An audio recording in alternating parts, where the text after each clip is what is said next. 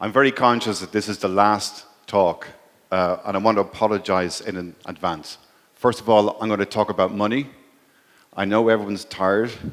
I've got a few slides to go through, lots of diagrams. I'm unable to do this in Russian. I'm only going to do this in English, so I can't offer you a choice. So I just want to start off by just establishing what do we mean by customer success. And to me, it's achieving a balance between the customer's goals and your goals. So I'm going to come at this from the angle of a founder and somebody who's running a business. So I'm not going to get into the operational aspects of customer success.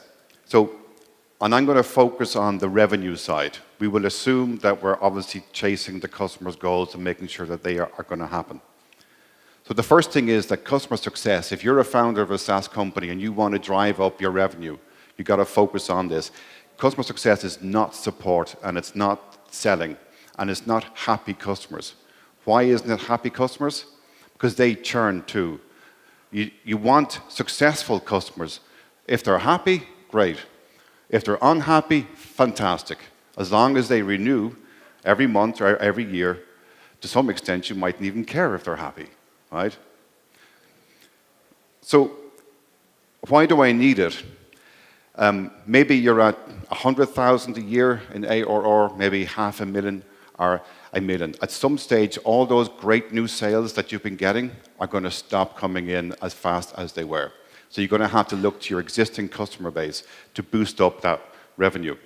So my argument is that customer success should be seen not as a function, not as a department, but as a revenue growth engine. Now, I'm going to apologize again. The next slide, this is a good one, okay? This is a recurring revenue waterfall, okay? I'm assuming people are aware of this concept, but let me start off on the left-hand side. You start off at the beginning of the year with 100% of revenue. You go through that year. Let's say you might get some churn, and anyone who says that they don't have a churn problem, I would question their ability to tell the truth, right? Everyone will have a churn. But let's go through this maths here, okay? So we've got 9% churn, 11% downgrade to a lower price plan. So straight away, I'm now at 80% of the revenue that I started with. So where do you pick up that revenue? If we look at the next bit, I'm going to get 13% on average of upsells and 18% of cross-sell. So now I'm back up again.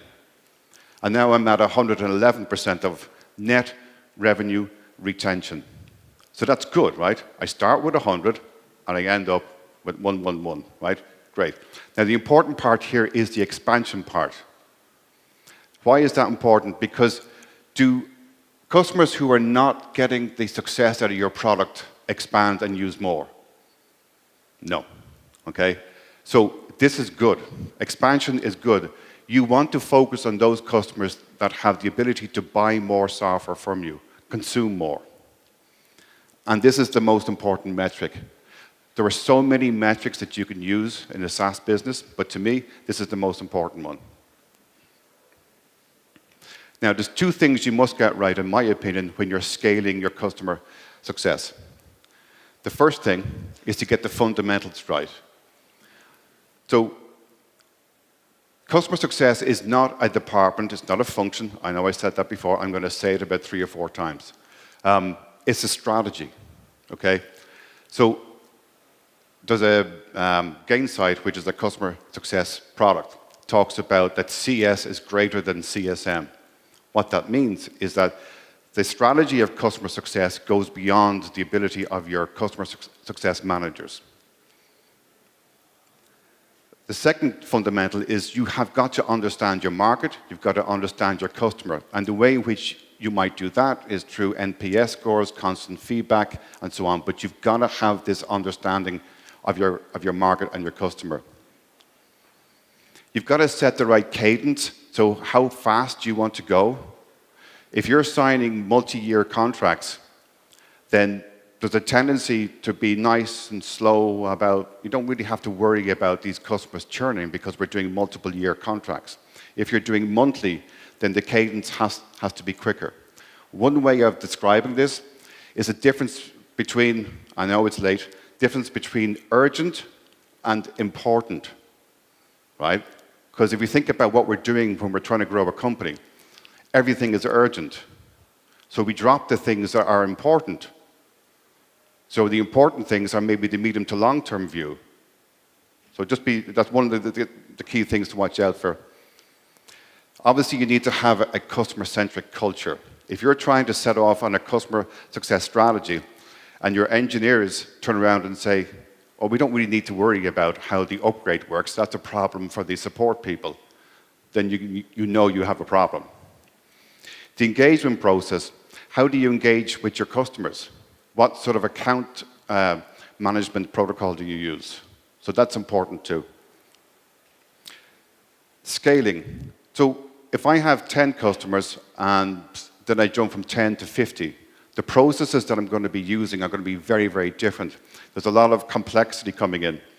So don't be afraid to turn around and say, well, this is how we used to do it when we had 50 customers and 500,000 ARR. We're now going to change it because we're now at 200 customers and 2 million ARR. Finally, the thing is that if you do set off on a customer success strategy, make sure that you're rewarding your people correctly, that you are going to celebrate success and you're going to pay for success. The second fundamental is getting the onboarding right. So if we look at a typical customer journey, which is onboarding, adoption, growth, nurturing the customer, and then ultimately to the renewal. Most people start off on a customer success strategy because they have a renewal problem, right? Now, this is the wrong way around.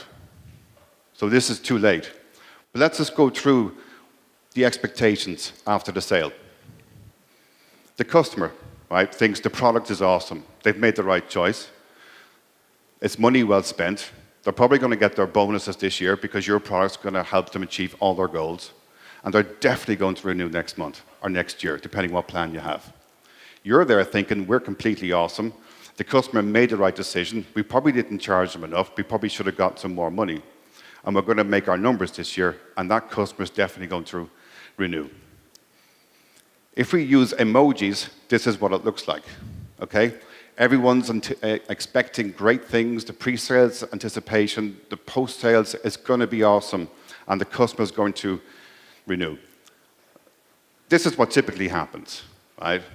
Is that the deal is closed, and there's this abrupt end. The salespeople or the sales process steps over here, and the poor customer success people come in, and they've got to figure out what was actually sold, what were all the promises made. So the customer gets frustrated because they have to explain it all again, and suddenly the adoption doesn't quite work. So right from the start, the expectations haven't been set right. So this is where you have to focus. You have to get the beginning of the journey absolutely nailed. So I joined a company a few years ago, and they had a 50% churn rate in one segment and 60% in a different segment. So that meant that there was so much money leaving the business. So the CEO said to me, I want you to focus on the renewal process. And I said, I'm not going to do that. We're going to focus on the onboarding process, which we did. And we turned it around after a year, and we only had 10% churn because we completely changed the onboarding, which means that everything else works, right? So we actually didn't even have a renewal process because we knew through engaging with the customer, setting the right cadence, scaling the processes, that the renewal was simply something we sent out 90 days before it was due. And in all cases, the customer said, great, we're going to renew, problem solved. Now, there's 3 mistakes that people make, particularly at sort of 10 to 20, if a SaaS business is around 10 to 20 people in size, this is the first mistake that everyone makes, right? Over-promoting the wrong hires. And I've seen this so many times. So if we take the first customer success manager in a company, they're doing all of this. They're doing everything. They're doing the implementation, the training, the support, the onboarding, everything. Now, if we look at this, There's no way one person's capable of doing all these tasks because they're all different. Some are process orientated, some are task orientated, some are relationship management orientated. So the tendency is that we'll take Bob over here, he's really good at this, and we make him in charge of customer success. Bob has no management experience, he's no leadership experience, and typically Bob is going to make a mess of things. This is what happens a lot. So if you're going to start down this road, my recommendation is to think very, very carefully and start looking at how your customer success managers are typically categorized. So on the left-hand side, we've got the project-orientated CSM. So that's very, very task-orientated. Let's get the customer onboarded, up and running as quickly as possible, and get the customer to that point of value. And we also see that the next stage is where you have a relationship-orientated customer success manager. So there's somebody who's able to talk to a customer at a value level, and they're driving the onboarding, making sure the customer's getting the most out of that product. They're also doing some health indices, and possibly also doing some new feature demo. When we get into the relationship management, the relationship-orientated CSM, that's if you have a big customer. So at Brightflag, we have a very, very big customer, just like most companies. So we're about 4 years old. I never actually told you that, sorry. So we're about 4 years old. We're about 60 people. We're based out of Dublin, Ireland, and we have offices in Sydney and San Francisco. Uber is one of our customers. They're a big customer of ours. So just like lots of companies, we have one or two big companies that are providing a large amount of ARR for us. So our strategy is to make sure that we look after this customer, Uber. So we're focusing on, we want somebody who's going to create those relationships inside a large company. So my advice again, if you have that one or two customers that are providing you with a substantial amount of your ARR, hire somebody who has account management skills. Don't put Bob into one of your biggest customers, right? So define the types of CSMs you need for your business and hire the right people. So this slide here is just simply looking at account segmentation. So the triangle on the left, on the top you've got your high touch accounts. So they would be the ones that are in high in value. So assign your relationship managers to that type of customer, spend more time with them. Medium touch. So let's say if you define high touch as anyone who gives me a million of ARR or more, you might assign 2 or 3 of those accounts to one single person. Now, if you're starting off as a SaaS business, you mightn't have that high level of ARR. So you might be operating on the medium touch, where you want somebody who has the ability to engage with your customers, make those relationships, but also follow a series of processes. Then you've got the tech at the low touch. So I worked for one company and we had 4,000 customers, and it was an average ARR of about $2,500. So there was no way that 1 or 5 CSMs could handle that many customers. So we used tech in order to help us with that. The second mistake is not giving your customer success manager targets. And the reason for that is this is about money. So if I'm giving somebody, if I say to a CSM, I want you to manage a portfolio of customers worth $2 million a year, why wouldn't I pay them a bonus if they bring back 2.2 million, right? So some companies think, again, wrongly, that customer success managers are support people. They're not. They're revenue keepers. They're people who are going to grow your revenue, so pay them accordingly. So there's 2 types of metrics. There's the individual metrics, which is, I give you a bonus if you improve your own competency, improve your own skill. There's the team metric. So if I have a team of 15 or 20 CSMs, I'm going to reward the team for everyone's effort, not individually. But use some of these metrics. The third mistake, and if any CEOs or founders here, that when you go down this road, you'll say, okay, job done. I now have appointed my customer success managers. I've got my function set up. Everything is going to work out. And there's two reasons why it doesn't happen. The first one is, and this is a great book to read by a friend of mine, Dan Steinman from Gainsight. And one of the things I took from his book was that there's a natural tendency for customers and vendors to drift apart. And we do. That, we all have our collection of favorite customers. Maybe it's the first customer that gave us the most money. Maybe it's the first customer that gave us the break. But after a while, relationships do fall apart. So this is why customer success doesn't happen overnight. You've got to work really, really hard at it. Now, for the product managers in the room, this slide is for you. So this is from the TSIA, and it's all about the consumption gap. There's nothing better than a product manager loves doing than putting new shiny features into the product, right? Now, if you think about it, what the slide here is showing is that you have this upward curve of all these new product features and complexity that comes with it.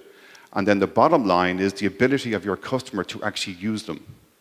So, and there you have this consumption gap. So what some CEOs say when there is a churn issue, they say, we don't understand why there's a churn problem. Should we put all these new features into the product? But the customer, A, probably doesn't know about it, B, mightn't even need them. So this is another reason why customer success can take a while to actually dig in. So don't expect miracles. So the other thing is, this was the third one, is we have all our functions all working well. We just hired our first customer success guy. So customer success is over there. Again, this is another mistake that people make, in that they assume because I have a customer success function, I have the problem solved. You don't. Clearly, this is what it should look like. So you've got to have everyone engaged in promoting customer success, not as a department, not as a function, but as a strategy to grow those revenues. And I go back to what I said earlier on about expanding your revenues through existing customers. If you don't have the customer success strategy right, you're not going to get that expansion, because those customers who are buying more from you are not being successful, so they won't buy. So you have to turn as many customers as possible into being successful customers so you can get that revenue expansion to drive your overall revenues.